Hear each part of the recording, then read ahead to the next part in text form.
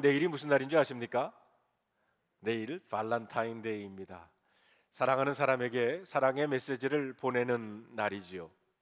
제가 목회 서신에 쓴 것처럼 아예야 성도 여러분, 저희 부부를 환영해 주시고 이곳에 잘 정착해서 목회할 수 있도록 배려해 주셔서 고맙습니다. 하와이에서 첫 목회이기에 익숙치 못한 것이 많습니다. 혹시 제가 그동안 실수한 것이 있다면 미안합니다. 그리고 여러분 사랑합니다. 예, 이 팬데믹으로 인해 외롭게 혼자 있는 분들 혹은 투병 중에 있는 교우님들께 이런 사랑의 메시지를 보냈으면 합니다. 그래서 오늘부터 시작해서 2주간 예배당 앞에 있는 돌봄 추리에 여러분의 격려와 사랑의 메시지를 포스트잇에 적어 붙여주시기를 바랍니다.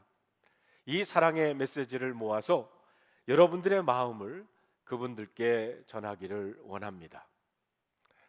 신앙생활을 어디에서 하느냐도 중요하지만 이처럼 누구와 함께 하느냐가 더 중요합니다. 우리가 여행을 할 때도 여행하는 장소도 중요하지만 누구와 함께 여행하느냐가 보다 더 중요할 것입니다. 함께 가는 사람이 아주 친한 사람이면 아무리 먼 길이라도 짧은 것처럼 느껴지게 될 것이고요, 마음에 들지 않는 사람과 함께 해야 한다면 아마 그 여행은 대단히 힘들 것입니다. 사람들은 사랑하는 사람과 함께 있을 때 행복감을 느끼고 얼굴도 밝아집니다. 여러분 보시기에 제가 이곳에 처음 왔을 때보다 지금 얼굴이 많이 밝아지지 않았습니까? 그래서 사랑하는 사람과 함께하면, 그리고 사랑을 하게 되면 예뻐진다는 말이 사실인 것 같습니다. 그때에는 화장을 하지 않아도 아름답습니다. 제 아내는 결혼하기 전에도 물론 예뻤지만 결혼하고 난 다음에 더 아름다워졌습니다. 세월의 흐름에 따라 우리가 좋아하는 노래가 달라지는 것 같아요. 요즘 제가 이 노래를 좋아합니다. 이 노래는 김광석 씨가 부른 어느 60대 노 부부의 이야기인데요, 요즘 임영웅이가 불러서 더 인기를 얻고 있는 노래이기도 합니다. 가사를 다시 한번 읽어보면 이렇습니다. 곱고 희던 그 손으로 넥타이를 메어 주던 때 어렴풋이 생각나오. 여보 그때를 기억하오. 막내 아들 대학 시험 뜬 눈으로 지내던 밤들 어렴풋이 생각나오. 여보 그때를 기억하오. 세월이 그렇게 흘러 여기까지 왔는데 인생은 그렇게 흘러 황혼에 기우는데. 세월이 흘러도 이렇게 함께 할 수 있는 사람이 있다는 것이 행복이라 생각합니다. 여러분들의 삶에는 행복한 동행자가 있습니까? 믿음의 삶을 정리한다면 그것은 하나님과 행복한 동행이라고 할 수가 있습니다. 믿음의 생활이란 재미없는 종교 생활이 아닙니다. 단순히 교회에 출석하는 것이 아니라 성령으로 우리와 함께 계시는 예수 그리스도와 동행하는 것입니다. 여러분, 주님은 요한복음 14장에 보면 내가 너희를 고와 같이 버려두지 아니하고 너희에게로 오겠다고 말씀하셨습니다. 그리고 약속하신 대로 부활하신 후 성령님을 우리에게 보내주셨습니다.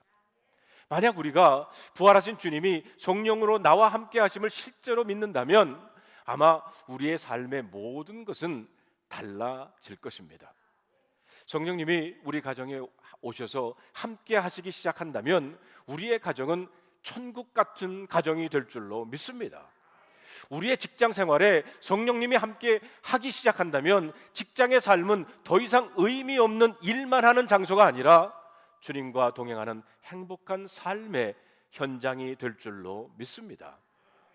그런 의미에서 우리들의 믿음의 생활의 과제는 우리가 정말 주님과 동행하는 삶을 살고 있는가라는 것입니다. 성경에 보면 우리 믿음의 선배들은 하나같이 살아계신 하나님과 동행하는 삶을 살았습니다. 요셉이 그랬습니다. 우리가 알다시피 요셉은 어렸을 때 친어머니를 잃었고 형들에게 미움도 받았습니다. 나중에는 그 형들이 돈을 받고 그를 노예로 애굽 땅에 팔아버립니다. 노예 생활도 기가 막힌데 거기에다가 누명을 쓰고 감옥에까지 갇히게 됩니다. 그렇다면 여러분, 요셉의 인생이 이렇게 끝났을까요? 그렇지 않습니다. 오히려 성경은 요셉이 애굽의 총리가 되어서 세계를 움직이는 사람이 되었다고 말합니다. 그렇다면 어떻게 해서 그런 고통의 삶을 살았던 요셉의 인생이 축복의 인생으로 바뀌어졌을까요? 그것은 전능하신 하나님이 요셉과 함께 했기 때문입니다. 요셉이 하나님과 동행하는 삶을 시작하자, 아니 하나님이 요셉과 함께 하자 그의 인생은 복된 인생이 되었습니다. 모세도 마찬가지입니다. 모세는 애굽의 왕자였지만 어느 날 그가 자신의 힘과 방법으로 히브리 사람들을 도우려고 하다가 한순간의 실수로 사람을 죽이게 됩니다. 이것을 빌미로 정치적인 적들이 모세를 죽이려고 하자 그는 미디안 광야로 도망을 가요. 그 이후 40년 동안 모든 것을 잃어버리고 그의 나이 80살이 될 때까지 겨우 장인 이드로의 양을 치는 목자로 살았습니다. 그의 인생에는 더 이상 소망이 없었어요. 그러나 그가 80살이 된 어느 날 그는 자신을 찾아오신 하나님을 만나게 됩니다.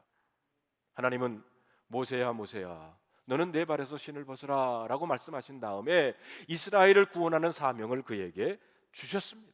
그리고 이제부터 내가 너와 함께 하겠다고 약속을 하셨습니다. 그 순간부터 모세의 인생은 바뀌었어요.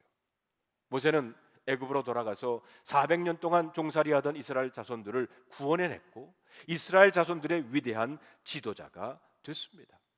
여러분, 모세의 인생이 그런 위대한 인생이 된 것도 분명합니다. 그것은 살아계신 하나님이 모세와 함께 했기 때문입니다. 그러므로 하나님이 함께 하시는 것은 성경이 말하는 가장 실제적인 축복인 줄로 믿습니다. 눈에 보이는 어떤 물질이나 권력이나 재능보다 더 놀라운 것이 하나님이 우리 인생과 함께 하시는 겁니다. 성경에 나오는 우리 믿음의 선배들에겐 하나님과의 행복한 동행이 추상적인 것이 아니라 너무나 분명한 실제였습니다. 오늘 본문에 보면 셋의 후손 중에 하나님과 행복한 동행의 삶을 살았던 대표적인 사람이 바로 에녹이라고 소개하고 있습니다. 여러분, 22절을 보면 무드셀레를 낳은 후 300년을 하나님과 동행했다고 했습니다. 그리고 24절에 보면 에녹이 하나님과 동행했더니라고 했어요. 에녹이라고 하는 사람을 소개하면서 4절밖에 안 되는 짧은 부분에서 성경은 2번씩이나 에녹의 삶에 대해서 하나님과 동행했다고 기록하고 있다는 것입니다. 에녹의 삶에 대해 성경은 그 어떤 것보다 그가 하나님과 동행하는 삶을 살았다는 것을 부각시키고 있어요. 그렇다면 여러분, 어떻게 에녹은 이렇게 하나님과 동행하는 삶을 살게 되었을까요? 그의 인생에서 그로 하여금 하나님과 동행하는 삶을 살게 된 결정적인 동기는 무엇일까요? 우리가 오늘 본문을 말씀을 주의해서 살펴보면 에녹이 하나님과 동행하는 삶을 살게 된 아주 중요한 이유가 있었다는 것을 우리는 알 수가 있습니다. 그 계기가 바로 그의 아들 무두셀라의 출생이었습니다. 무두셀라를 낳을 때 에녹의 인생에 어떤 일이 벌어졌는지에 대해서는 성경이 침묵하고 있기 때문에 우리가 분명히 알 수는 없지만 무두셀라의 출생이 아버지 에녹의 삶에 어떤 전환점을 가져온 것이 분명합니다. 여러분, 오늘 본문 21절과 22절에 있는 말씀을 우리 다 같이 한번 읽어볼까요? 에녹은 65세에 무두셀라를 낳았고 무두셀라를 낳은 후 300년을 하나님과 동행하며 자녀를 낳았다라고 했습니다. 여기에 보면 아들을 낳기 전에는 에녹이 하나님과 동행했다는 말이 없습니다. 그는 아들을 낳고 난 다음부터 하나님과 동행하는 삶을 시작되었다고 본문은 설명하고 있어요. 도대체 에녹이 무두셀라를 낳았을 때 무슨 일이 일어났을까요? 성경에서 우리가 한 가지 힌트를 얻을 수 있는 것은 무두셀라라고 하는 사람의 이름입니다. 무드셀라라고 하는 이름은 창 던지는 자라는 뜻을 가지고 있어요. 창 던지는 자라는 이름이 아주 독특합니다. 성경학자들에 의하면 고대에는 전쟁을 할 때 군사들이 성 밖으로 나가서 싸우다가 이때 성문에 창 던지는 한 사람을 세워놓는다고 그래요. 성 밖에서 싸우다가 밀리게 되면 군사들이 성 안으로 도망하게 되는데, 이때 성으로 몰려 들어오는 그 적들을 향해서 마지막까지 대항하고 싸우는 자가 바로 창 던지는 자라는 겁니다. 그러다가 창 던지는 자마저 죽으면 그 전쟁은 패전하게 되는 것입니다. 그리고 성은 적의 손에 넘어가고 집들은 불태워지고 사람들은 포로로 잡혀가게 됩니다. 그렇게 전쟁은 끝이 난다는 것입니다. 그런 의미에서 창 던지는 자는 마지막 희망을 의미하는 것입니다. 즉, 창 던지는 자의 죽음은 패전이요 종말의 시작이기 때문입니다. 보십시오. 에녹은 65세의 아들을 낳고 그 이름을 창 던지는 자라는 뜻을 가진 무드셀라라고 지었습니다. 아마 하나님은 그때 에녹에게 이렇게 말했을 것 같아요. 에녹아, 이 세상이 악해졌다. 가인 문명에 속하는 자들이 나를 모욕하는구나. 거룩하고 의로운 나 여호와는 더 이상 이 세상의 불의를 용납할 수가 없구나. 그래서 내가 이 세상을 심판해야 되겠다. 이제 너에게 이 세상의 종말이 임박했음을 알리는 한 징표를 보이겠다. 장차 내가 아들을 낳을 것인데 너는 그 이름을 무드셀라라고 지으라. 그는 이 시대에 창을 던지는 자가 될 것이다. 그가 죽으면 세상에 종말이 올 것이다. 에녹은 이 하나님의 예언의 말씀을 가슴에 품고 아들을 낳고 그 이름을 무드셀라라고 지었습니다. 그리고 그때부터 에녹은 무드셀라를 볼 때마다 하나님의 심판을 생각하게 되었습니다. 저 아이가 죽으면 종말이 온다. 저 아이가 죽으면 종말이 올 텐데, 아마 에녹은 무드셀라의 나이가 들어갈수록 하나님의 심판이 가까이 왔음을 느껴야 했습니다. 이런 추측을 가능케 하는 말씀이 있습니다. 여러분, 유다서 1장 14절로 15절에 보면 이런 말씀이 나옵니다. 아담의 7세손 에녹이 사람들에 대하여도 예언하여 이르되, 보라, 주께서 수만의 거룩한 자와 함께 임하셨나니 이는 뭇사람을 심판하사 모든 경건하지 않는 자가 경건하지 않게 행한 모든 경건하지 않은 일과 또 경건하지 않은 죄인들이 주를 거슬러 한 모든 악한 말로 말미암아 그들을 정죄하려 하심이라 하였느니라. 에녹은 하나님이 이 세상을 심판하시겠다고 하는 말씀하신 것을 들었고요, 그리고 그대로 믿었습니다. 그리고 그 시대 경건하지 않는 사람들에게 그 사실을 선포했어요. 그렇습니다. 에녹은 하나님의 심판이 있다는 것과 그 심판의 날이 가까이 옴을 민감하게 느끼면서 더 이상 가인의 문화, 세속적인 문명을 따르지 않고 하나님을 따르기로 결단한 것입니다. 성도 여러분, 우리도 마찬가지입니다. 언제 우리의 삶에 전환점이 올 수 있을까요? 그것은 우리의 삶이 죽음 앞에 설 때입니다. 생각지도 않았던 질병, 생각지도 않았던 사고, 생각지도 않았던 어떤 일을 당하면서 죽을 수도 있구나라는 생각이 든다면 아마 그 사람은 자신의 삶에 대해 진지해질 것입니다. 요즘 제가 읽은 책 가운데 김지수 작가가 쓴 이어령의 마지막 수업이라고 하는 책이 있습니다.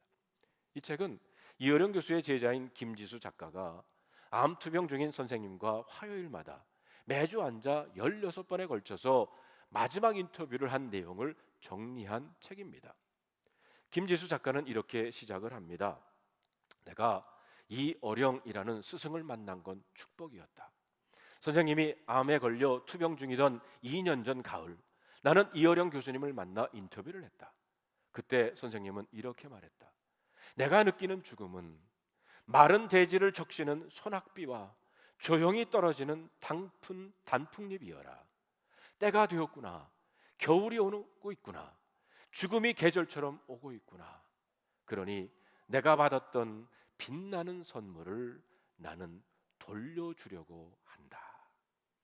이어령 교수는 죽음이 무엇인지 알게 되면 삶이 무엇인지 알게 된다고 했습니다.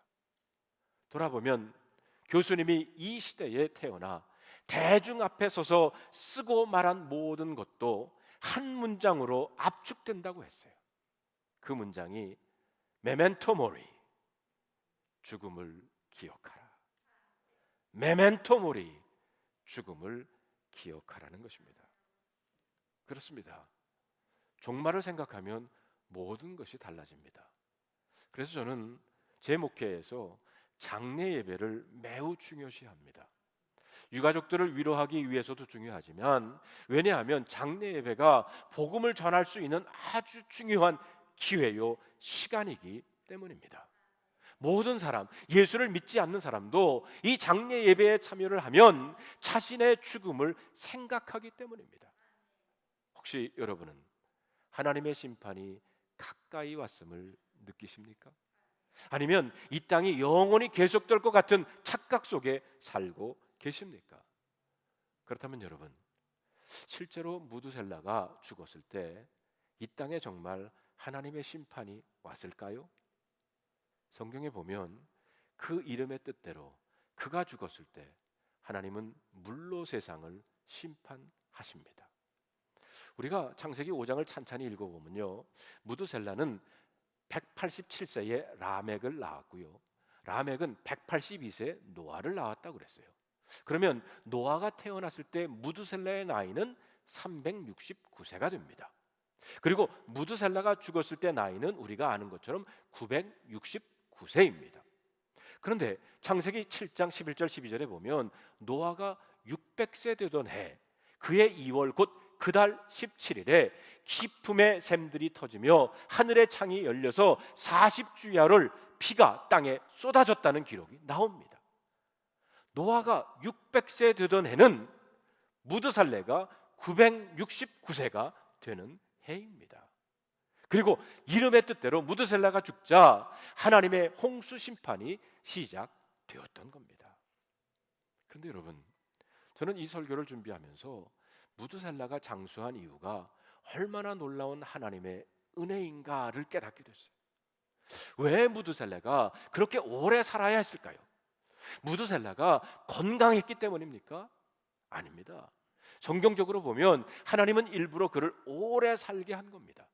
그가 죽으면 심판이 올 것이기 때문입니다. 무드셀라의 나이 969세, 사실 969년을 참아온 하나님의 사건입니다. 하나님은 그만큼 이 악한 세상에 대해 오래 참았다는 거예요. 하나님이 어느 정도 우리 인간을 향해 참고 계십니까? 무두셀라를 969년 동안 살게 할 정도로 참으셨다는 겁니다. 그런데 여러분, 하나님은 그때만이 아니라 지금도 그렇게 저와 여러분들을 향해 이렇게 오래 참고 계시다는 사실을 잊지 마시기를 바랍니다. 성경이 뭐라고 하십니까? 하나님은 죄를 범하고 하나님을 떠난 인간에게 심판을 쏟아붓기 전에 오히려 이 땅을 용서하시고 구원하시기를 원하셨다고 그랬어요. 그래서 그냥 심판을 쏟아부은 것이 아니라 먼저 당신의 아들 예수 그리스도를 이 땅에 보내서 인간들을 대신해서 십자가에 죽게 하셨습니다. 하나님의 오래 참으심, 이것이 우리 인간들을 향한 하나님의 사랑입니다. 그렇습니다. 에녹은 무드셀라를 통해 하나님의 심판을 알았고 끝까지 참으시는 하나님의 사랑을 알았을 것입니다. 해가 더해갈수록, 나이가 들어갈수록 인간을 향해 참으시는 하나님의 사랑을 더 깊이 에녹은 알았을 것입니다. 그래서 그는 세상을 따라가지 않고 가인의 문명을 따르지 않고 하나님을 따랐어요. 하나님과 함께하는 동행의 삶을 살기를 시작한 것입니다. 우리는 성경을 통해 에녹의 삶에 대해 한 가지 더 놀라운 사실을 알 수가 있어요. 그것은 바로 에녹이 죽음을 보지 않고 하나님의 나라에 옮겨졌다는 겁니다. 여러분, 24절에 있는 말씀을 우리 다 같이 한번 읽어볼까요? 에녹이 하나님과 동행하더니 하나님이 그를 데려가심으로 세상에 있지 아니하였더라. 여기에 보면 에녹은 죽음이라는 과정을 겪지 않고 하나님이 그를 데려가심으로 세상에 있지 않았다고 그랬어요. 여러분, 놀랍지 않습니까? 에녹은 하나님과 동행하는 삶을 살다가 죽음의 고통, 죽음의 저주까지 피하고 마치 그냥 이사하듯이 천국으로 옮겨가게 되었다는 겁니다. 성경적으로 보면 죽음은 죄의 결과로 인해서 이 땅에 온 겁니다. 죄를 범한 사람을 향한 하나님의 심판이 바로 죽음입니다. 그래서 로마서 3장에 보면 모든 사람이 죄를 범하였음에 하나님의 영광에 이르지 못한다고 그랬어요. 6장에는 죄의 삭은 사망이라고 그랬습니다. 그리고 히브리서 9장 27절에 보면 한 번 죽은 것은 사람에게 정해진 것이요 그 후에는 심판이 있다고 했습니다. 죄에 대한 하나님의 심판이 죽음이기 때문에 이 땅에 존재하는 어떤 사람도 죽음을 피할 수가 없습니다. 그렇다면 구원이 뭡니까? 바로 이 죽음과 지옥의 심판에서 해방되는 것이 구원입니다. 하나님은 저와 여러분들을 이 죽음과 심판에서 건져내시기 위해서 이 땅의 구원자이신 예수 그리스도를 보내셨습니다. 주님은 이 땅에 오셔서 분명히 말씀하십니다. 내가 진실로 진실로 너에게 이르노니 내 말을 듣고 또 나를 보내신 이를 믿는 자는 영생을 얻었고 심판에 이르지 않아야 하나니 사망에서 생명으로 옮겨졌느니라. 또 주님은 말씀하십니다. 나는 부활이요 생명이니 나를 믿는 자는 죽어도 살겠고 무릇 살아서 나를 믿는 자는 영원히 죽지 아니하리니 이것을 네가 믿느냐? 여러분 믿으십니까? 그렇습니다. 예수님이 우리에게 영생을 주시는 분이십니다. 그러므로 예수님을 주로 믿고 구원받은 사람은 더 이상 죽음과 심판에 묶여있지 않습니다. 그런데 보십시오. 에녹은 이 죽음의 저주, 죽음이라고 하는 과정도 겪지 않도록 하나님이 그를 그냥 데려가셨어요. 아마 우리 중에 많은 어르신들은 죽을 때 고통 없이 그냥 밤에 잠자다가 깨어보니 천국이네 라고 할 수 있는 그런 죽음을 맞이하게 해달라고 기도하시는 분 많을 거예요. 에녹을 보십시오. 그는 하나님과 행복한 동행을 하다가 어느 날 하나님이 그를 그냥 천국으로 데려갑니다. 그렇다면 여러분, 에녹이 이런 축복을 누릴 수 있었던 삶의 비밀이 무엇이겠습니까? 어떻게 그는 하나님과의 행복한 동행의 삶을 살다가 또 죽음도 보지 않고 하나님의 나라로 옮겨가는 그런 복을 누릴 수 있었을까요? 우리는 히브리서 11장에 보면 거기에 히브리서 기자가 에녹의 삶에 대해 설명하는 부분을 발견하게 됩니다. 히브리서 기자는 믿음의 영웅들에 대해 이야기하면서 에녹에 대해서 이렇게 말해요. 5절에 보니까 믿음으로 에녹은 죽음을 보지 않고 옮겨졌으니 하나님이 그를 옮기심으로 다시 보이지 아니하였느니라. 그는 옮겨지기 전에 하나님을 기쁘시게 하는 자라 하는 증거를 받았다고 그랬어요. 여기에 보면 에녹이 하나님이 그를 옮기기 전에 하나님을 기쁘시게 하는 사람이라는 증거를 받았다고 그랬어요. 자, 그리고 6절에 뭐라고 나오는지 우리 함께 읽어볼까요?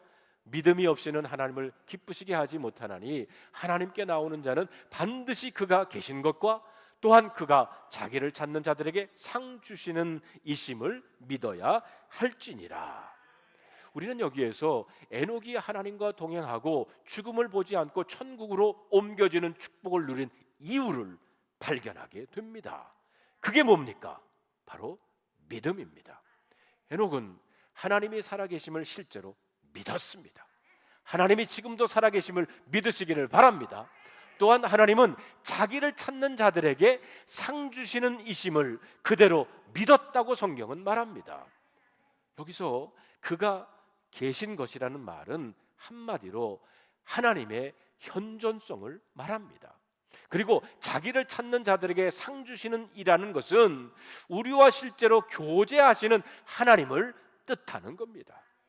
에녹은 하나님이 살아계시고 우리가 그분을 찾고 기도하면 실제로 우리를 만나주시는 분이시라는 것을 믿고 살았다는 겁니다.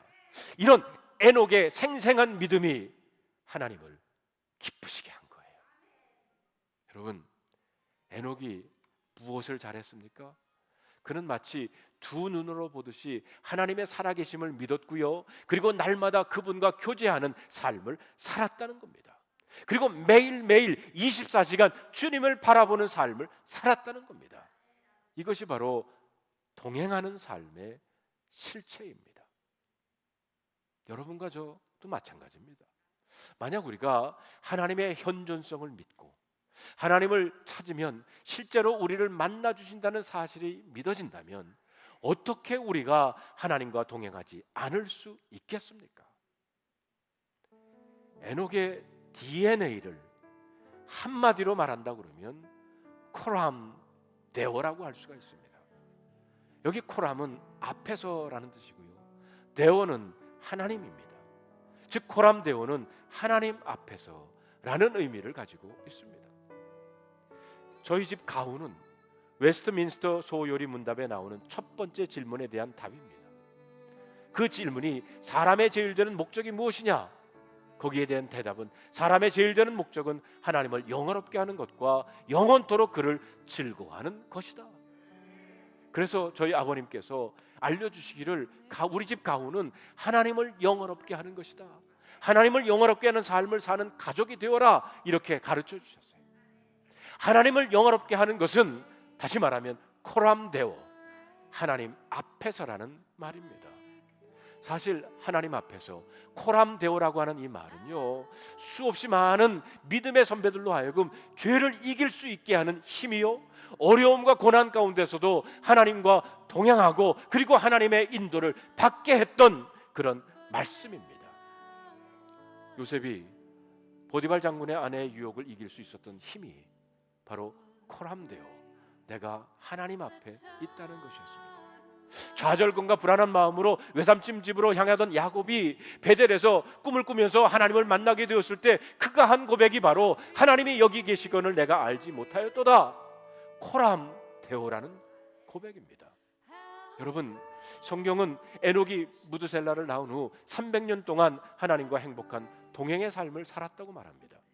이 땅에 사는 동안 그는 이미 천국의 삶을 살고 있었던 겁니다. 그러다가 하나님이 그를 천국으로 데려가셨어요. 사실 이 땅에서의 삶이나 천국에서의 삶이나 에녹에게는 동일했다는 거예요. 여전히 주님과 함께 있었기 때문입니다. 그렇기 때문에 하나님과 동행하는 사람은 살아있어도 괜찮고 죽어도 상관이 없습니다. 살아있으면 이 땅에서 주님과 동행하는 것이고요, 죽으면 천국에서 주님과 함께 영원히 살기 때문입니다. 주님과 행복한 동행의 삶을 사는 사람에게는 사망의 음침한 골짜기라 할지라도 괜찮고요, 높은 산이든 거친 들이든 초막이든 궁궐이든 상관없습니다. 주님과 함께 하는 그곳이 바로 천국이기 때문입니다. 저는 여러분들에게 다시 묻고 싶습니다. 정말 여러분들은 주님과 행복한 동행을 하고 계십니까? 두 가지를 꼭 기억하시길 바랍니다. 하나는 하나님의 심판이 있다는 것이고요, 다른 하나는 코람데오, 하나님 앞에서라는 것입니다. 그리고 이제부터 하나님과 행복한 동행을 시작함으로 하나님을 기쁘시게 하는 것만이 아니라 죽음과 같은 힘든 상황, 아니 죽음 자체까지 이길 수 있는 승리의 삶을 사시는 여러분들이 되시기를 주님의 이름으로 축원합니다. 오늘 이 말씀을 여러분 마음속에 생각해 보시면서 다음 세 가지 질문에 한번 답해 보시기를 바랍니다. 첫째, 나에게 행복한 동행자는 누구인가? 둘째, 팬데믹 기간 동안 나는 어떻게 하나님과 동행하고 있는가? 그리고 셋째, 나에게 코람데오는 어떤 의미인가?